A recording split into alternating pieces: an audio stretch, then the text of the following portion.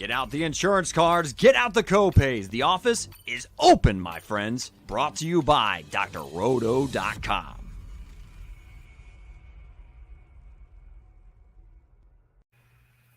What is up, and welcome into the One and Done show.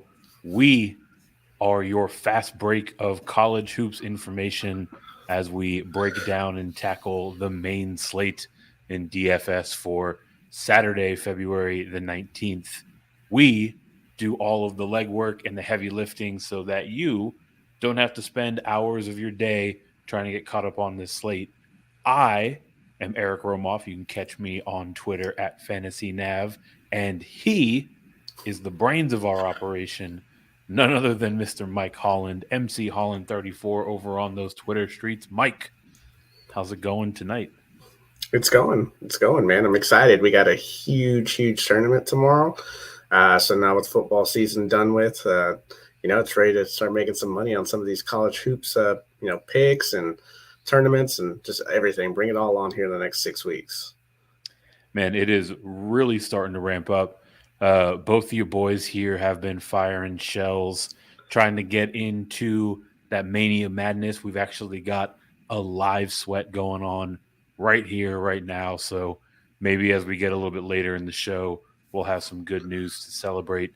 But looking at the slate for tomorrow, like you said, big tournament on deck for us. We've got a $10K to first. It's a $15 tournament over on DK. As has been the case, really ramping up that top payout spot more than anything, right? You can simply get a better payday for finishing first, but you go down to 8th, 9th, and you're sort of in that 10x range. So definitely looking to ship it all for this big slate tomorrow on this 12-gamer. Any kind of, broad stroke thoughts or, general strategy in terms of how we're going to attack this one tomorrow? Yeah, so I think this slate's really interesting. So we've got two massive totals here that we're going to talk about, and then everything else is just kind of meh. So, it's really just going to be finding the right pieces in those two big totals, and then finding what we can work around with in some of these other games. If you look at it, here's a lot of Big 12 teams on the slate. Big 12 is one of the best conferences when it comes to defensive metrics. So that's why you're going to see a lot of the lower totals. But I think overall, it's really just trying to pick the right star is going to be key too, because there's about 10 of them this weekend. So it's not just Alondas Williams and Armando Bacot. It's going to be a bunch of different guys here. So picking the right two, maybe three, if we can figure out the value, is going to be key here. Yeah, like you said, the Big 12 side of this is tricky, and it seems like not as many people are on the fade the Big 12 side as much as you and I have been over these last few weeks. So hopefully there's an edge there for us. But we will start out with the game between Iowa and Ohio State. It features yet again our Price King on the slate overall. Is that where you're going to start our breakdown for this game, Mike? Yeah, so I think it's a great place to start. You've got Keegan Murray here. He's 9,900. The guy's just been a stud all year. He's averaging 23 points and 8 rebounds. All the rates are there. He can block some shots for us. If you look at the last 4 games, 42, 56, 44, 55. He's throwing up some big numbers here. Not 9,900. On this slate tomorrow, he's probably going to need to get into the 50s. But you look at this total here, and it's massive.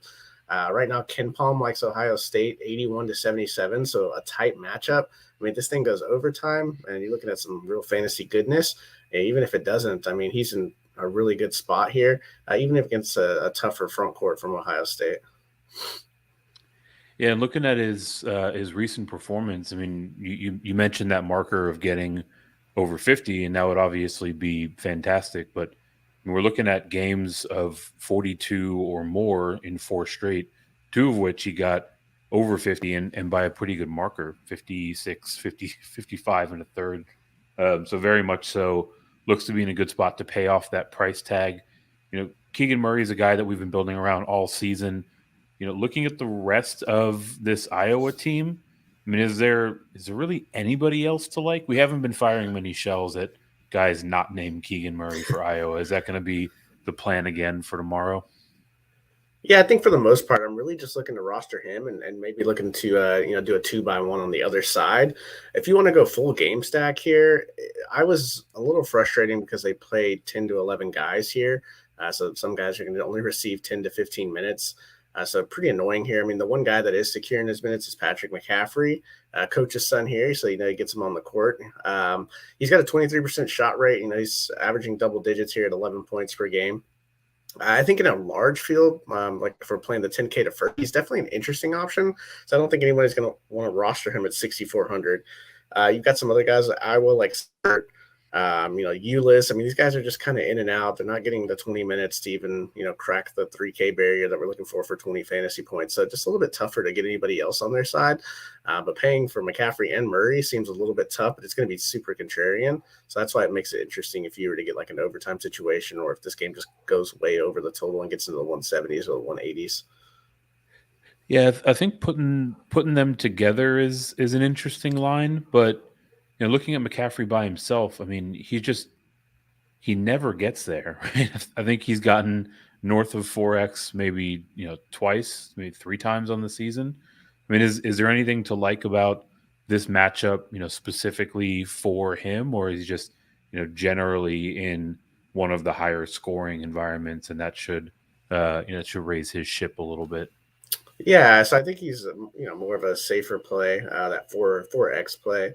But yeah, I mean, it's really just a kind of a game theory sense. If you're wanting access to this game, which a lot of people are going to want to, I mean, game stacking with the both of them is probably not going to be popular at all. And so if he happens to have the one game, and we see it all the time in college basketball, I think a guy from UCLA yesterday, Watson, went for like 50 at like 3,600, had never been over like 22 fantasy points. So you just never know.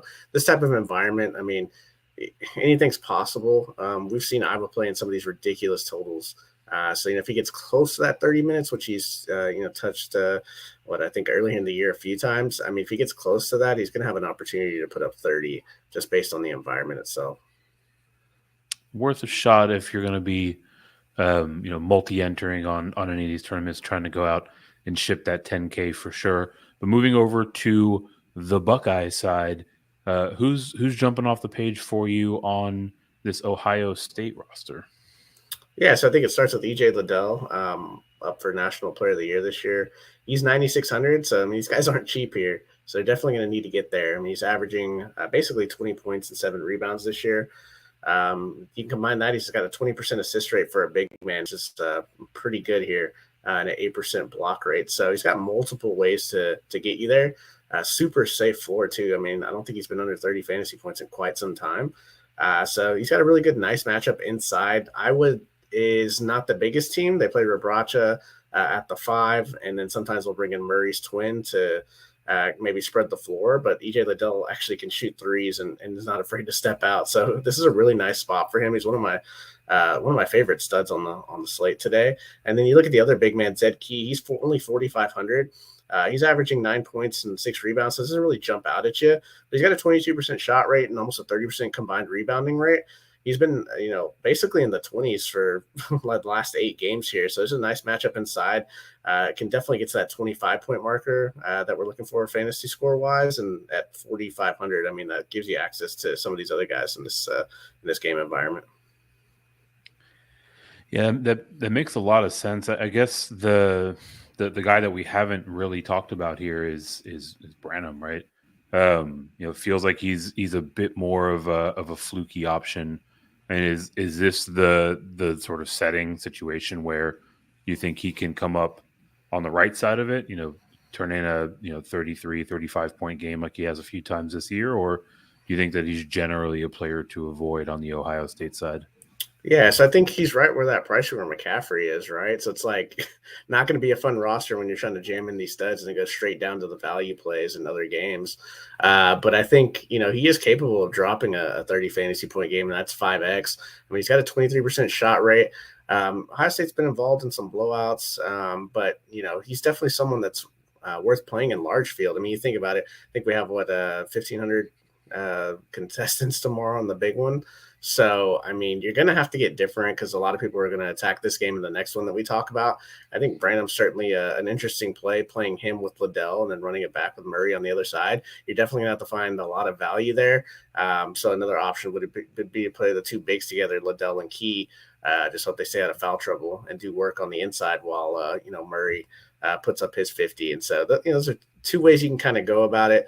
But definitely a lot of fantasy goodness. I mean, you look at Michigan starters when they played Iowa, like all of them, like 4 of them went for like 6X. It felt like that was definitely the team to stack late yesterday. So, definitely something I'm looking into. But this game is really nice for the fantasy purposes that we want.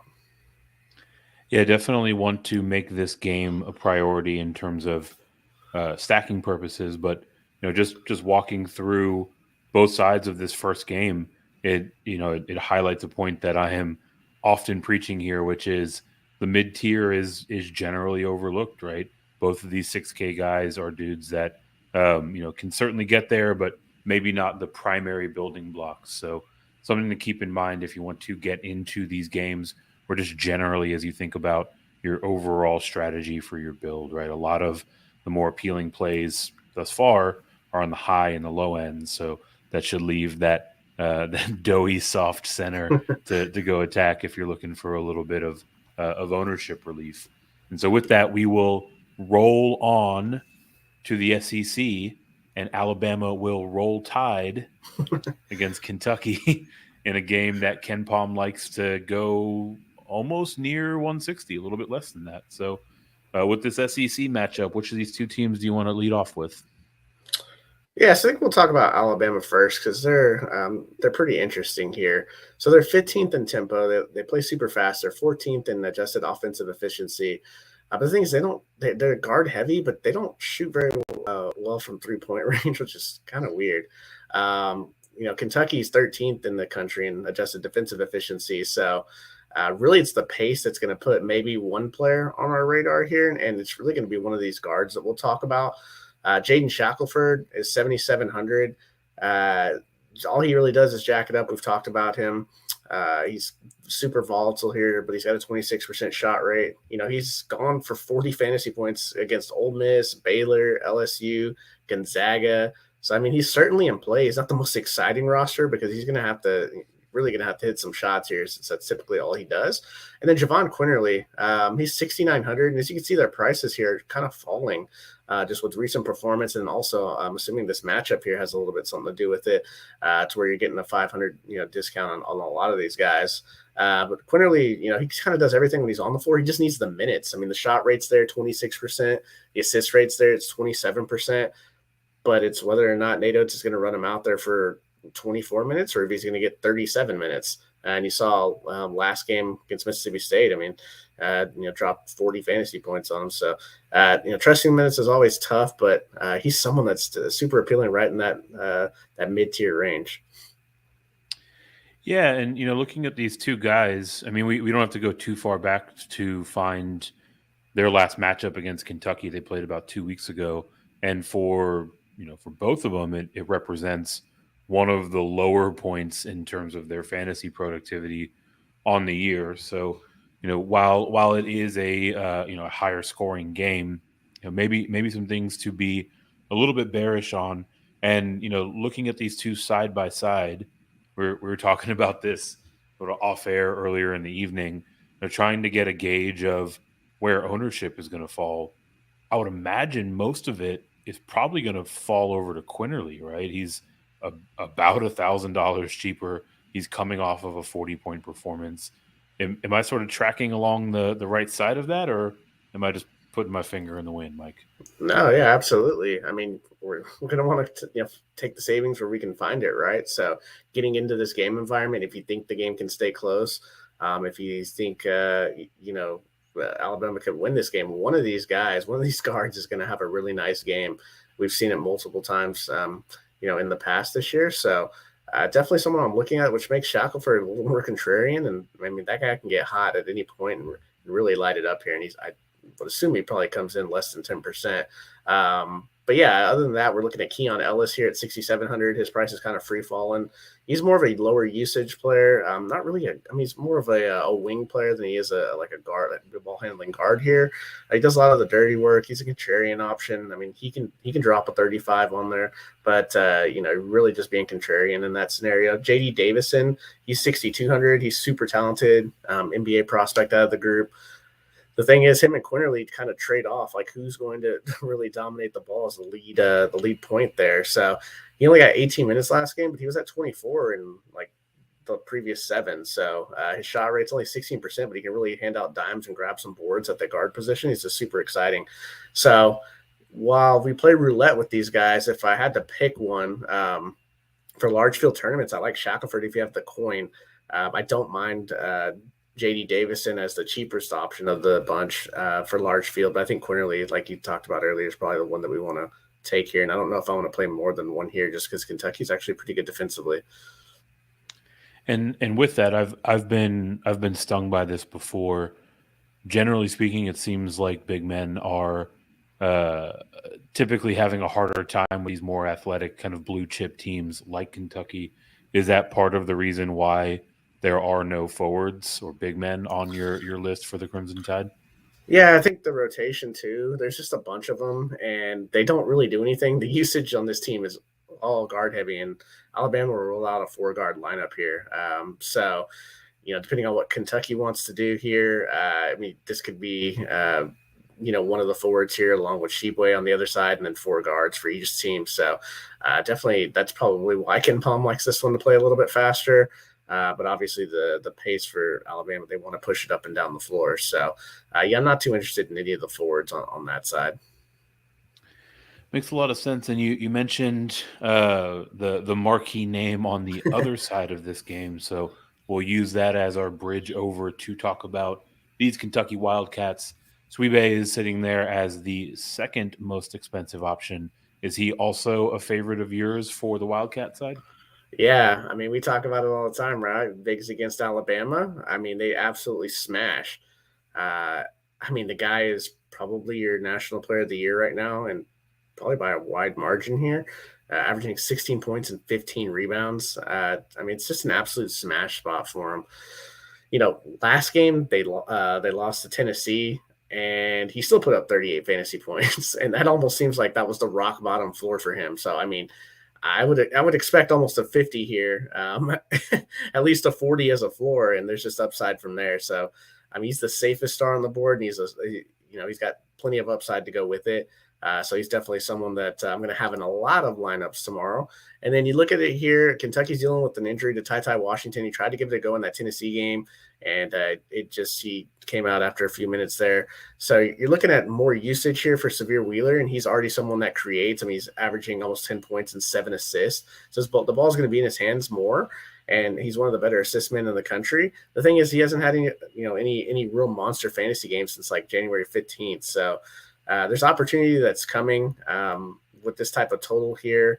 You like the pace. So he's going to have a bunch of opportunities to create for other people, and the double should be something that he could easily get in this environment if Kentucky gets things going.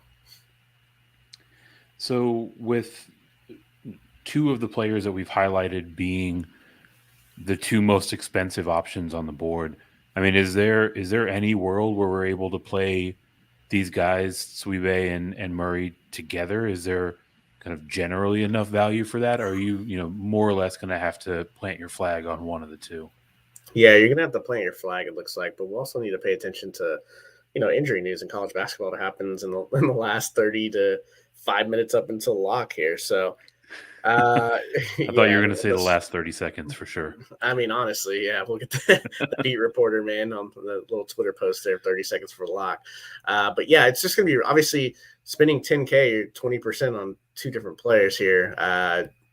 It's going to be really tough to do. So it's really going to be like, how are you going to game stack these games to really take advantage of the stars in these games? So I might throw one out there that has something like a Liddell and a Sheway in it just to see if we can get interesting. But it's really going to depend on some of the value. And there's just not a lot up front today. So definitely interesting.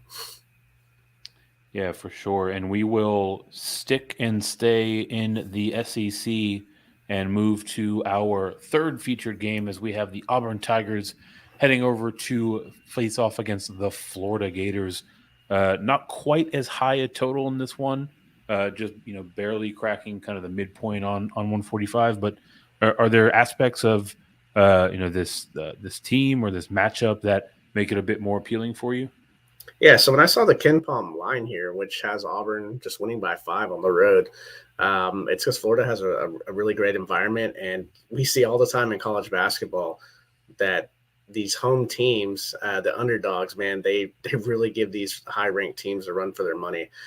So that's that's part of the reason why I don't mind this game as a game stack here. But if you look at it, Auburn just likes to play fast. I mean, they're 49th in tempo. They're one of the most efficient teams in the country. They're 15th in adjusted offensive efficiency.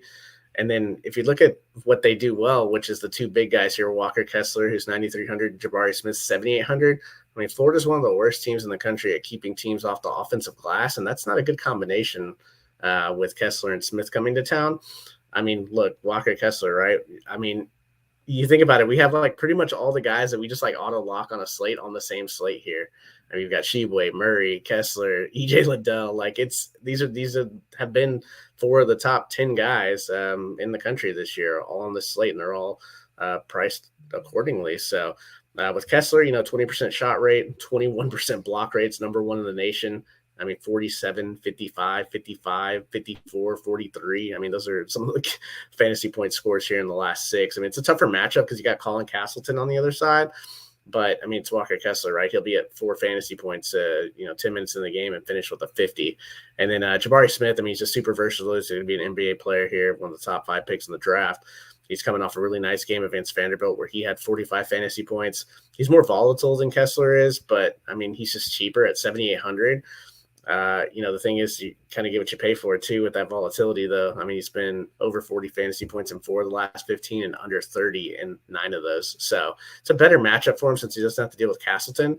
But I mean, if I'm looking at it right, I want to get Kessler in, but at some point you're gonna have to pick and choose on these guys.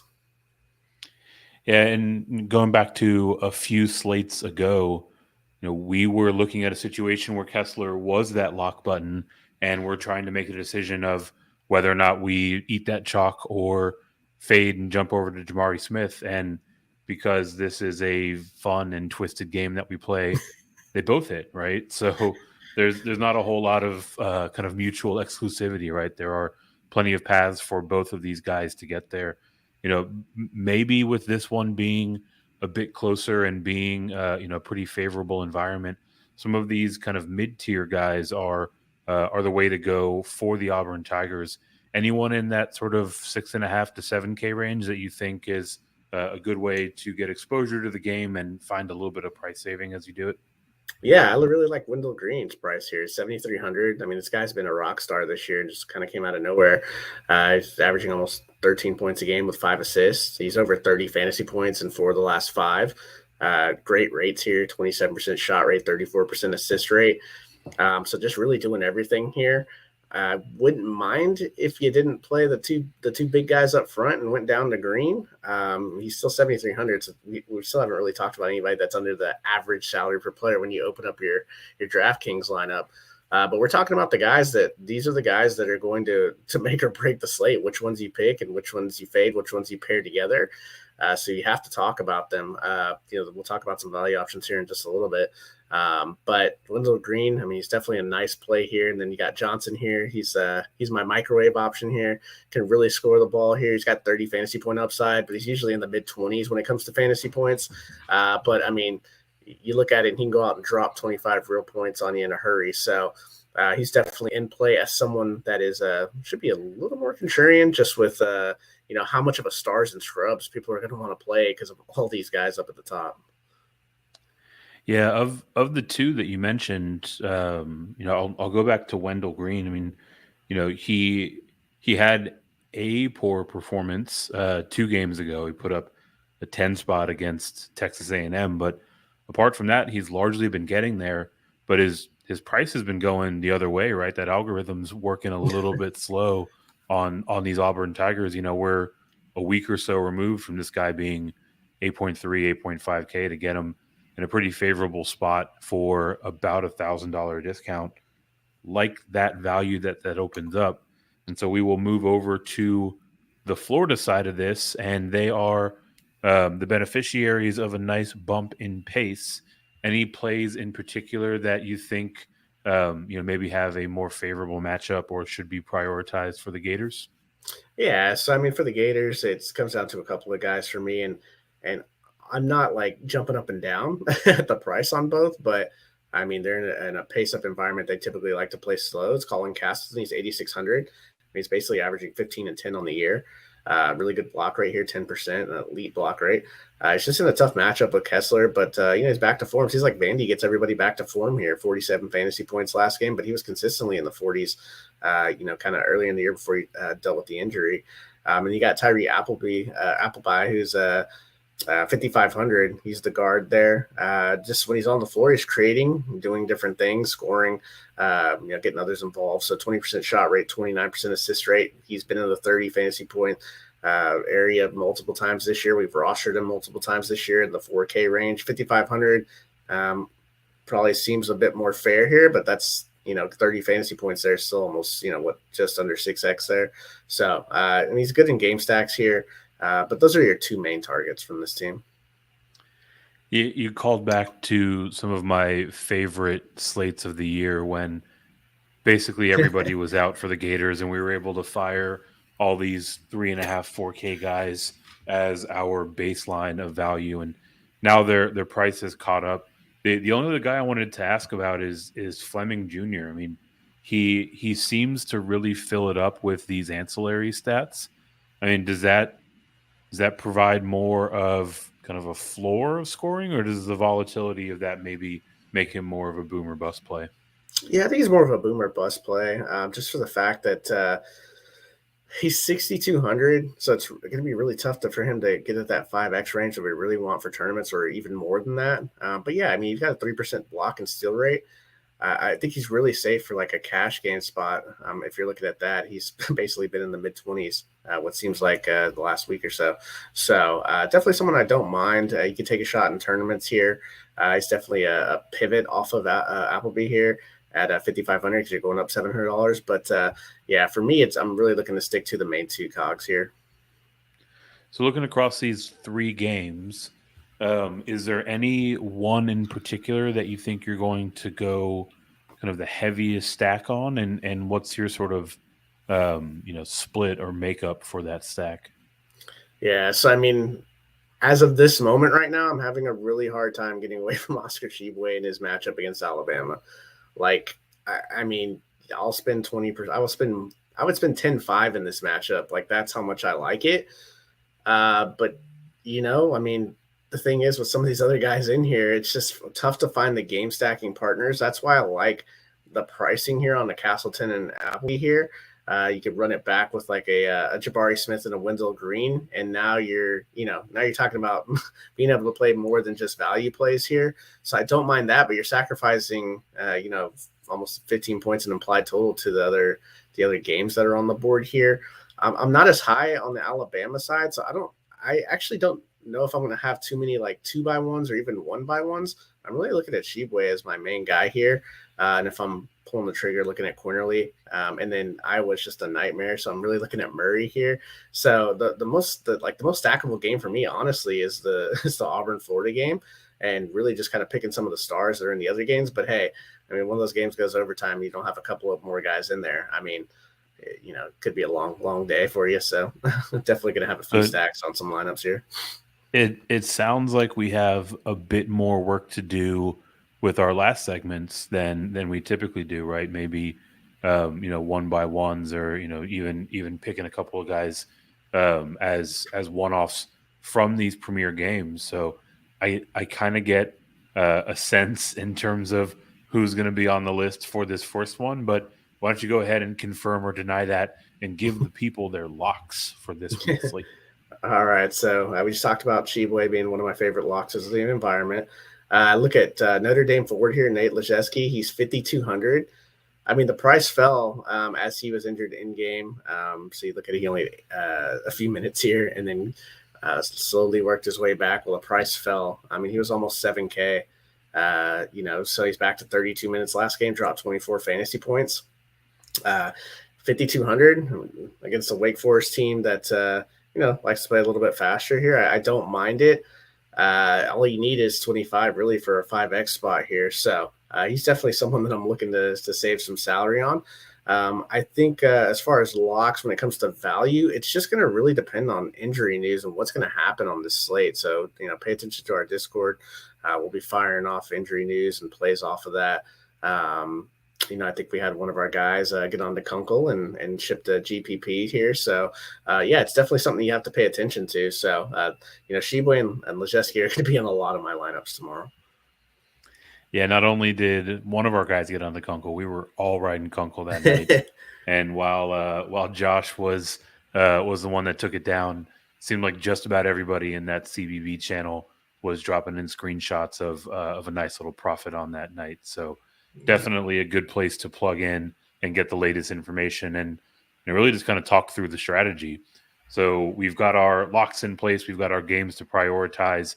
It seems like, generally speaking, there's going to be some pretty popular choices across those names that we've talked about already.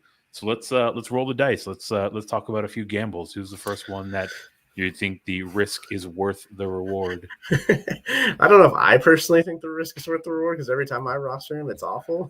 But I do see people that do play this guy. It's Darius Day, 7,700 from LSU, and he actually pays him off with a 40 fantasy point effort when I am stuck with foul trouble and 7 fantasy points. He's an absolute roller coaster ride here. He gets South Carolina. The total's not great here. But he's definitely capable of double-double, a really good rebounder. He's a decent three-point shooter. He's going to get his shots. He's one of the highest usage players on the team. I think for large fields, he's definitely someone that's super interesting as you try to maybe move away. As we said, the top 2 games, man, you're probably looking at least the way I'm seeing it right now is the strategy is maybe to pick the star in those games. Then you have some other games that you can maybe stack up here. But looking at days here, he's kind of a nice pivot off of maybe like a Jabari Smith if that game kind of goes under the total here as a gamble. So I'm right there with you. Usually when I have days is when he's putting up a 12 burger. And then the next time I look at him and he's got 40 points against UGA, who may or may not be firing their coach, according to some new reporting. So something to keep an eye on. The other gambling set is a bit curious, right? You look at some of, certainly the most, kind of renowned pay up options and more reliable guys out there. I mean, what could possibly go wrong with the 2 stars from Wake Forest? Yeah, interesting, right? It feels like these guys have just been the lock, right? Alondas Williams, 9,300. Jake LaRavia's 8,900. I know you're not a fan of LaRavia and probably won't roster him for the rest of the year, but they're always in for play. All eternity. But yeah, they're both 9K, and it's just tough because you have all these other guys in the 9K range that are in so much better game environments, and only $500 more, and you access a Shibwe and a 600 more on Murray from Williams. But you look at it, and these guys just carry the load, and they're capable of putting up 45 to 50 fantasy points, even in a semi slower matchup against a Notre Dame team here. But they're both definitely in play if you want to get different for large field tournaments. Yeah, and if we haven't belabored this point enough, my guy LaRavia needed to have a little bit less than 1x value in his second half to ship a Mania seat for me, and immediately stacked up 3 fouls coming out of the half, and his day was over. So I think to say I won't be playing him for the rest of the year might be an understatement, but also I got my dude Mike here to talk me off of bad decisions like that and to put it in my rearview mirror. And much like many of you on a Friday night, maybe some of you coming off of a tilting second place in a winner-take-all qualifier, it's time to get faded. Mike, who are we avoiding tomorrow? Yeah, for me, we were just talking about stars galore, right? So Kofi Coburn, 9,200, right? For me, it's like the tough matchup against Michigan State. You've got the big guys, Bingham and Marble there. The 49th in adjusted defensive efficiency, so really good at locking teams down here. They're only allowing 46% from 2-point range, and Kofi, I don't even know if he's fired off a three this year, but he does all his work in the paint here. He's only been over 40 fantasy points once in the last month, basically. So for me, I'm just not touching him, and there's too many stars for me to really go this avenue. It's wild to think, right? Like as we were really ramping up our college hoops coverage, I mean, there was a point where Kofi Cockburn was sort of the lock button guy, right? He was the Thweebay before Thweebay, and he's gone entirely in the other direction. I mean, do you think that he'll be popular at all, being that he's kind of the lowest end of that 9K range? Yeah, and I think people will fire some shots off, you know what I mean? But definitely going to be one of the lowest owned stars on the slate. And for good reason. I just don't know a path where, I mean, a 40 doesn't kill you on this slate when you have all these other guys that are used to getting into the 50s. So, yeah, just not for me this week. Got it. Who else are we looking to avoid on this 12-gamer? Yeah, so our guy PJ Hall here from Clemson, he's 8,200. They're traveling to Louisville here. It's a tough matchup. His price is now at a season high. It feels like for him to get to 5X, he's going to have a perfect game. And he's kind of been doing that recently. But when the price starts climbing this high and starts taking some of the upside out here, could he go 5X? I mean, he could, but someone like Smith could also at 7,700 could save you $500 and put up the same amount of fantasy points. So it's really the price that's a little concerning. He's been excellent, but until it maybe creeps back down under 8K or until he puts a 50 burger up there, and shows some consistency in the high 40s. I mean, 8,200 is just a little tough to pay. Yeah, it's tricky, right? Like, PJ Hall is kind of the lone option for fantasy players on this Clemson Tigers team. And he's been doing fairly well, right? Better than expected, really. But even with that, he's certainly not playing to a point where he would be at 5X value for his current price tag. So, it's tempting to ride the hot hand, but even the highest highs that he's seen on this hot streak haven't quite gotten him there. So definitely like the fade on both of those players. And as we have now covered all of our normal talking points, any kind of big picture or final thoughts that you want to send everyone off with, Mike? Yeah, so I know this week was a little bit different. Didn't have too many value plays yet.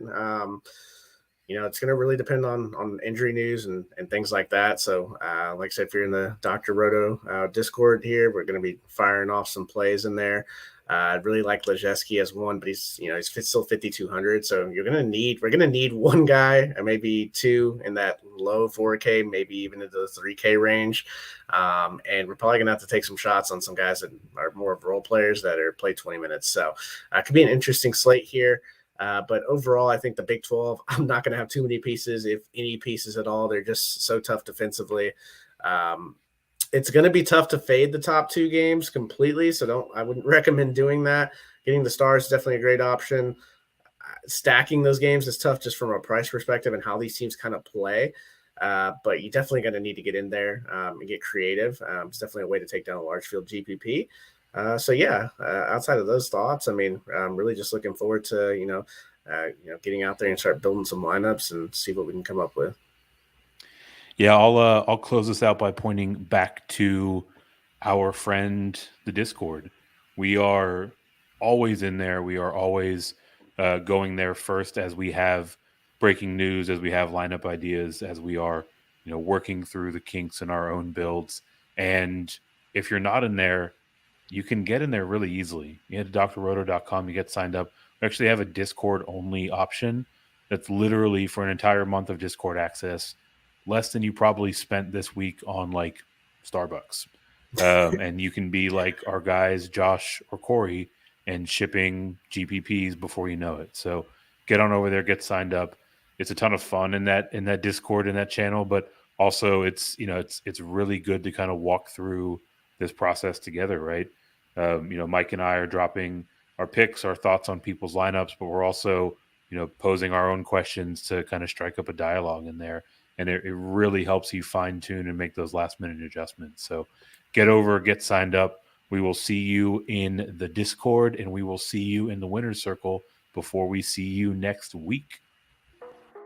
Thanks for stopping by the office. Get your fantasy prescription by subscribing to the channel and checking out drroto.com. And until the next visit, be well and take care.